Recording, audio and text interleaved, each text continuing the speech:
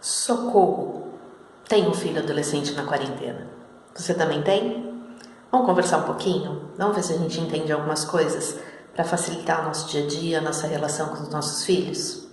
Então me segue, vamos lá. Quais são as maiores preocupações dos pais e das mães dos adolescentes agora na quarentena? Eu elenquei 4, que é o que eu tenho percebido, é o que tem chegado para mim e é o que tem acontecido comigo também, muitas das vezes, né? A maior preocupação é com relação à adaptação dos adolescentes na rotina, na nova rotina escolar, agora da quarentena. Eles têm que estudar em casa, o ensino remoto, a escola manda uma série de atividades e a sensação que dá é que eles não estão nem aí com nada, que eles não querem fazer, que eles ficam na preguiça ou só vai para a questão do lazer e do entretenimento. Então essa é a questão que mais chega, que eu tenho percebido como a mais preocupante. Segunda, a comunicação. Comunicação em casa está tão complicada, essa é a fala das mães e dos pais. O meu filho está mais irritado, a minha filha está mais pavio curto e a gente está brigando.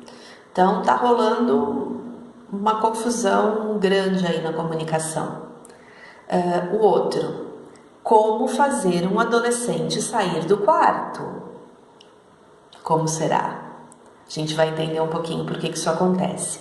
E o quarto, excesso de vídeos, de videogame, de jogos, né, no computador, enfim, excesso dos eletrônicos e junta com essa questão de ficar muito tempo no quarto.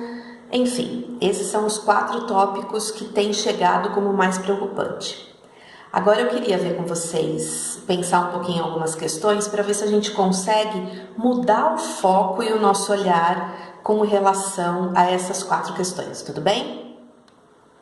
Queria pensar com vocês como que funciona o cérebro do adolescente.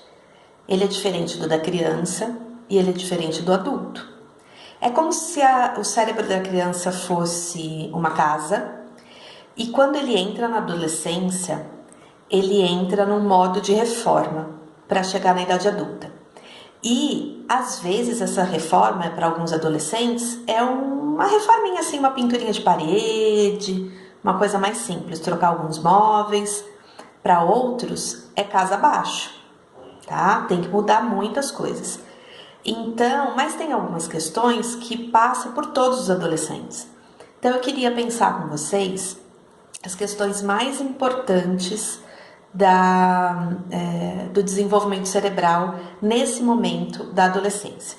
A gente já entendeu que é um momento que o cérebro ainda está em construção e ele leva lá até os 20 anos, dependendo das funções até um pouquinho mais, para ter a sua completude, tá? Na verdade, a gente está sempre em modificação, mas assim, para completar o cérebro mais maduro, né? Que depois ele vai fazendo algumas adaptações, deixando de usar algumas coisas, implementando outras, enfim.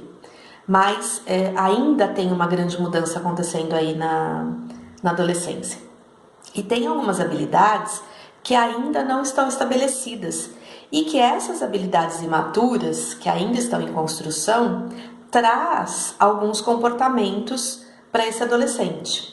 E é isso que a gente precisa entender nesse momento, tá? Quais são as habilidades principais que eu queria conversar com vocês, que ainda estão em desenvolvimento e precisam ser estimuladas, porque a maioria deles não consegue fazer as tarefas que exigem uma complexidade maior dessas habilidades. Quais são? Planejamento. Essa é a primeira, e aí o bicho pega. Se a gente pensar que na escola eles têm um planejamento conjunto com os professores o tempo todo, o professor está em sala de aula, está dando alguns comandos, inclusive comando de tempo para realizar algumas atividades. Eles têm o começo, meio e fim da aula, eles sabem que aquela aula dura 45 minutos ou 40, dependendo do caso. Enfim, tem um tempo delimitado. E aí chega em casa ele tem uma tarefa determinada, mas ele não tem necessariamente controle do tempo feito por outra pessoa. E o planejamento, a escola oferece, por exemplo, no caso do Pérez, oferece uma delimitação de calendário, então quais são as aulas que terão na segunda, na terça, na quarta, na quinta, na sexta, mas a forma de execução desse calendário, desse cronograma semanal, é do aluno. A escola não tem como controlar, o aluno está em casa. Então, por mais que se façam sugestões, se ele vai cumprir aquela atividade de manhã, à tarde, à noite, qual a melhor, não dá para controlar. O professor pode ajudar, pode sugerir, mas controlar ele não vai controlar. Então, planejar como serão feitas essas atividades é o aluno que tem que fazer. E se a gente considerar que essas habilidades não estão completamente formadas, a gente vai entender que o nosso papel, enquanto pai e mãe, enquanto cuidador, enquanto adulto que está junto com esse adolescente nesse momento, a gente tem sim que entrar em cena. A gente tem que lembrar que os nossos filhos adolescentes não são adultos, não estão prontos, não estão maduros o suficiente, e que a gente pode entrar nesse jogo aí para poder melhorar a situação. Tá? Outra coisa, concentração. A capacidade de concentração deles está em formação. Tem alguns adolescentes que parece que eles já têm um software mais aprimorado para concentração, mas essa concentração ela também vai ser mais voltada para as áreas de interesse. Então, por exemplo, quando ele está jogando um jogo de videogame, você pode falar o que for atrás dele, que ele vai estar extremamente concentrado e não vai te ouvir. Então, ele é uma concentração seletiva ainda. Aquilo que não tem fonte de prazer, fonte de interesse, ela não vai ser bem estabelecida. Então, a gente também precisa ajudá-lo a cuidar disso, né? A cuidar... fazer um treino aí, no momento que ele vai realizar suas atividades, que ele tem que ter menos estímulos, né? Então não adianta fazer tarefa de matemática na frente do videogame, não vai rolar. Outra coisa extremamente importante, inibição de impulsos. Que é isso? Não tá pronto ainda.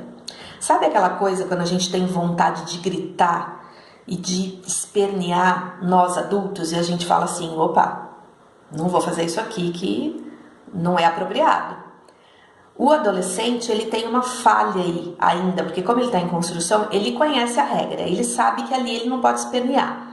Mas, às vezes, o impulso é mais rápido do que o controle, tá? Então, ele vai, às vezes, te dar uma resposta na lata, uma resposta atravessada por conta disso. Isso não quer dizer que eu não possa parar, né, depois que isso acontecer e dizer para ele, olha,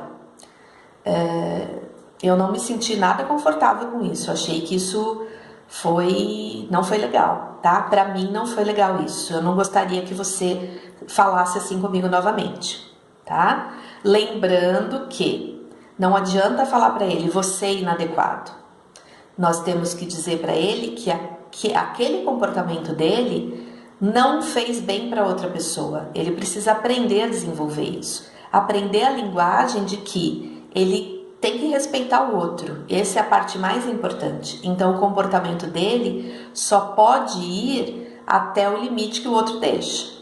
Tá? Então, mais importante do que dizer para ele, você é inadequado, que isso não vai adiantar nada, isso só vai mexer com a autoestima dele, porque na verdade ele não é inadequado, ele teve uma ação inadequada e essa ação inadequada bateu no outro de uma forma ruim, tá? Então isso é extremamente importante.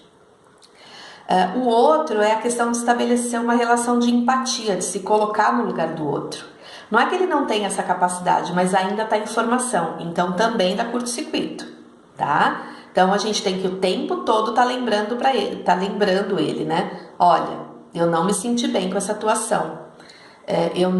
Isso não foi legal para mim. Eu me senti ofendida, eu me senti triste, né? Então nós adultos dando esse feedback para ele, tá? E junto o controle das emoções, que é a mesma coisa.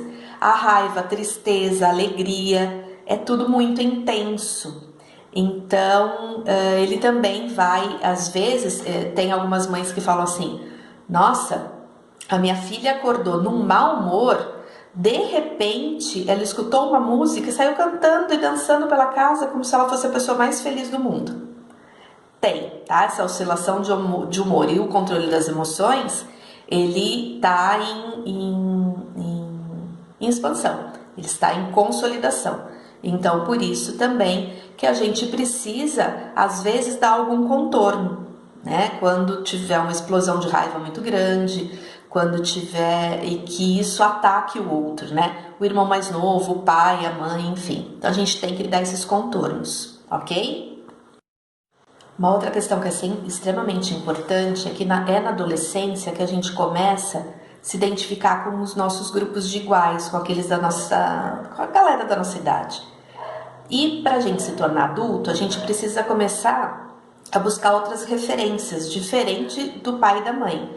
Não é que o adolescente deixa de gostar de pai e de mãe, não é isso. É que a própria natureza dá esse empurrãozinho para fazer com que eles contestem os pais, né, que são as figuras de referência mais próxima na infância, para poder encontrar a sua identidade, se identificar com outros grupos e ir se construindo enquanto indivíduo autônomo, tá? Então, por isso que às vezes eles são mais explosivos com os pais. Primeiro, porque são figuras de afeto, de segurança. Então, ele tem segurança que o pai e a mãe vão aguentar o tranco. E por conta dessa diferenciação. E essa busca pelo grupo, principalmente de iguais, que nesse momento da quarentena está extremamente prejudicado. Então, assim, é no grupo de iguais que ele tem uma linguagem completamente diferente, que ele fala coisas que ele não fala em casa, até o linguajar dele muda. Então, o adolescente sofre muito com esse distanciamento social, porque ele perde meio que o pé desse grupo que ele estava se ligando, né? Estabelecendo uma relação de referência, tá? Então a gente tem que ter muito claro isso, porque isso causa ansiedade, tristeza em alguns momentos. Então a gente precisa entender que esses comportamentos explosivos, impulsivos, ansiosos, essa oscilação entre a tristeza e a alegria, não diz nada sobre a gente, não é sobre os pais, é sobre os adolescentes. Então a gente precisa entender que não tem nada contra a gente. E a gente pensando dessa forma, a gente entra menos em conflito.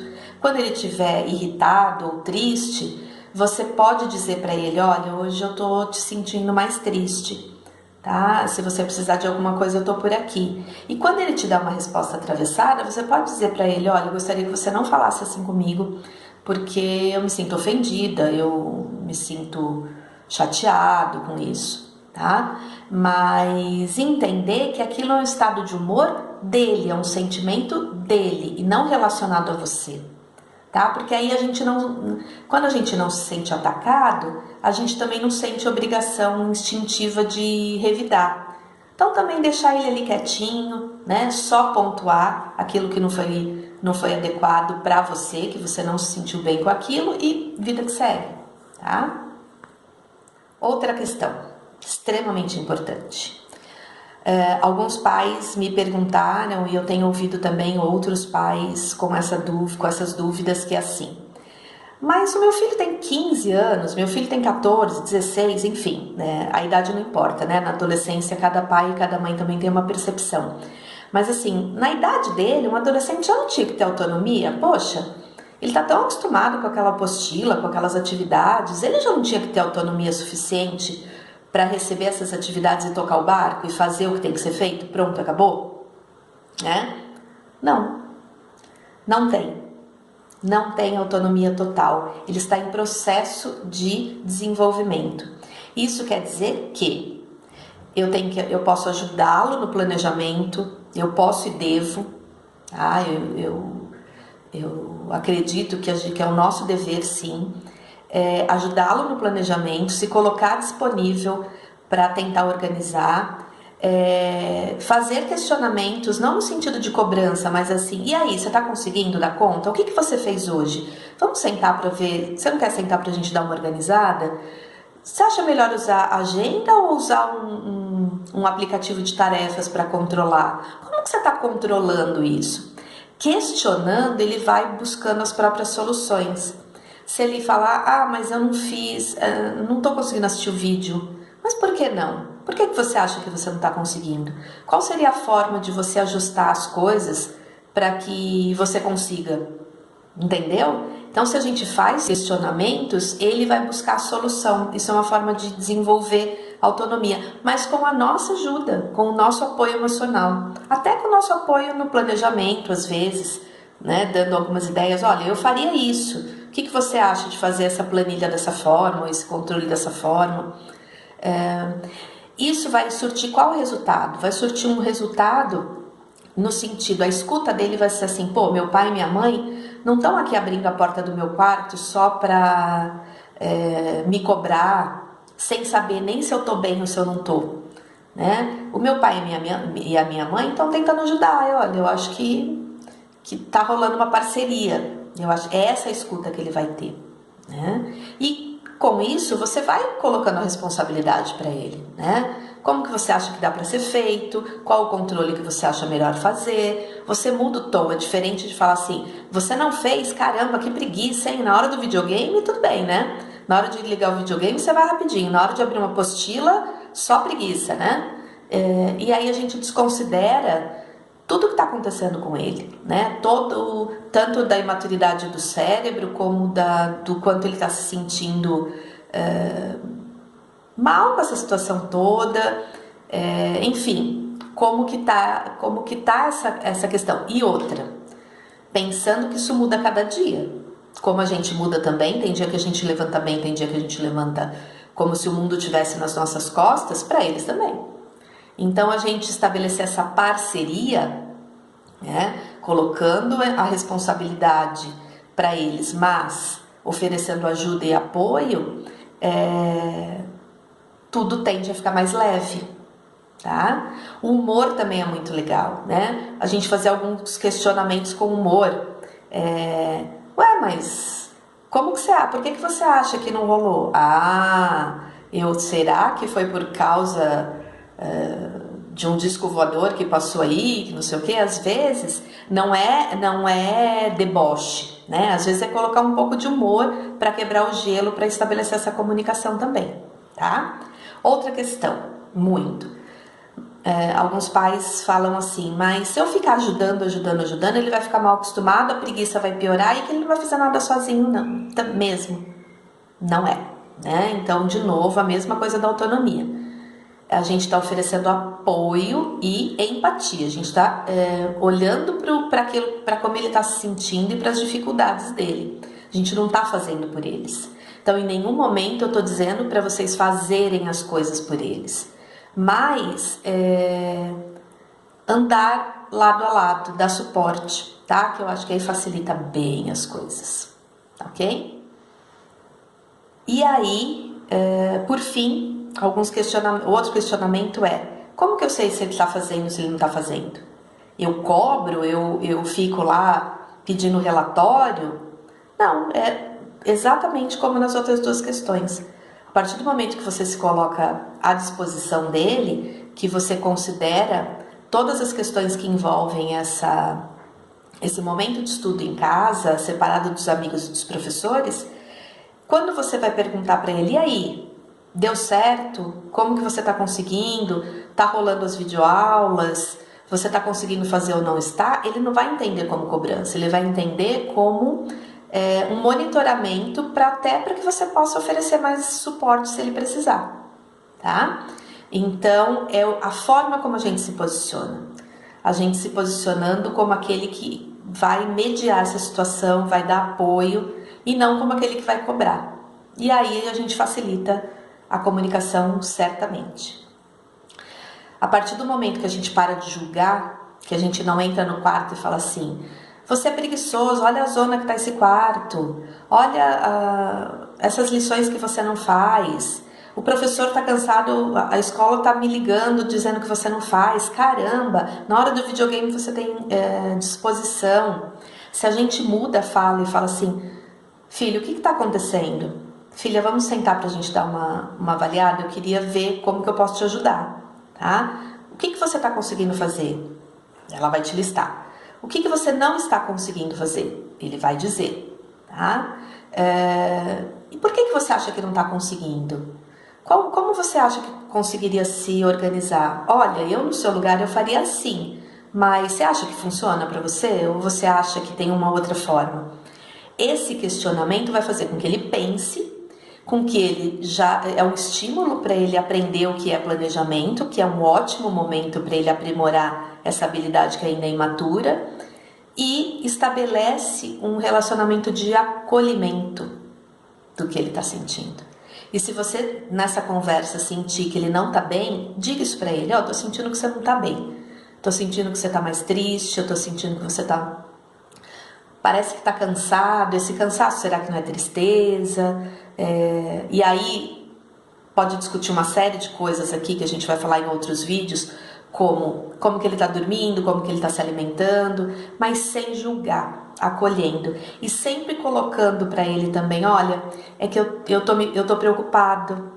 Quando você não consegue, né? Quando você tem esse comportamento de